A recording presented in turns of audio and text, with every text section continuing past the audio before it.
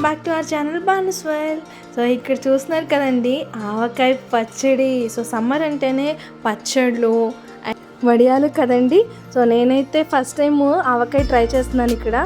So మరి అది ఎలా ఏంటి అనేది ఈ వీడియోలో చూసేయండి. నేను ఎందుకు ట్రై చేయకూడదు అని చెప్పి ఫస్ట్ టైం నేను ట్రై చేశాను అనమాట.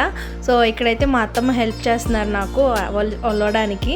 అండ్ తెలుసు కదా, పెద్దమ్మలో లేకపోతే అమ్మమ్మలో నాయనమ్మలో ఇట్లా వీళ్ళందరితో మనం పట్టించుకోవడం, అమ్మలతో పట్టించుకోవడం ఇట్లాంటివి ఉంటాయి కదా.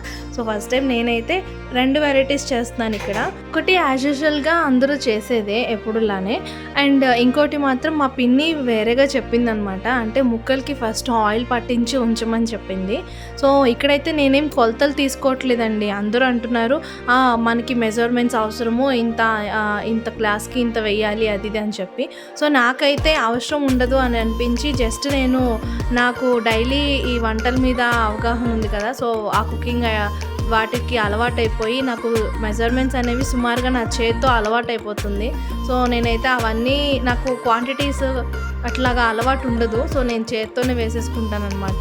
ఇంత సరిపోతుంది అని ఆ అమౌంట్ చూడగానే. అంటే వాళ్ళు నాకు గ్లాసెస్ మెజర్మెంట్స్తో చెప్పారు, నేనైతే నా చేత్తో వేసేసుకున్నాను అనమాట. సో ఇక్కడ 2 వెరైటీస్ని చేస్తాను. సో మా పిన్ని చెప్పింది ఏంటంటే ఫస్ట్ ముక్కలకి ఆయిల్ పట్టించేసి పక్కన పెట్టుంచి తర్వాత సపరేట్గా అన్నీ కలుపుకొని ఒక గిన్నెలో కారం, ఉప్పు, పసుపు అవన్నీ కలిపేసుకొని అవి తీసుకెళ్ళి ఆయిల్ కలిపిన ముక్కల్లో కలపమని చెప్పింది. ఇంకోటైతే మీరు ఇక్కడ చూడొచ్చు యాజ్ యూజువల్గా పాత పద్ధతులు, అంటే అందరూ చేసేదే. సో ఇది కూడా ఓల్డ్ మెథడే అంట. కాకపోతే ఏదైనా అసలు పచ్చడి అంటేనే ఓల్డ్ మెథడ్ కదండి మనకి. సో ట్రెడిషనల్గా అదండి.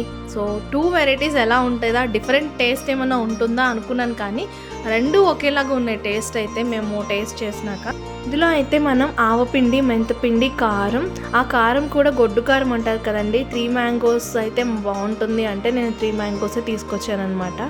సో అండ్ సాల్ట్ కూడా మనం రాక్ సాల్ట్ అంటే కల్లుప్పు ఉంటుంది కదా, అది మిక్సీ పట్టాను అంటే కొంచెం డ్రై చేశాను కూడా, ఎందుకంటే మిక్సీ పట్టినప్పుడు కొంచెం అది తడిగా అనిపిస్తుంది అనమాట, అందుకని చెప్పి.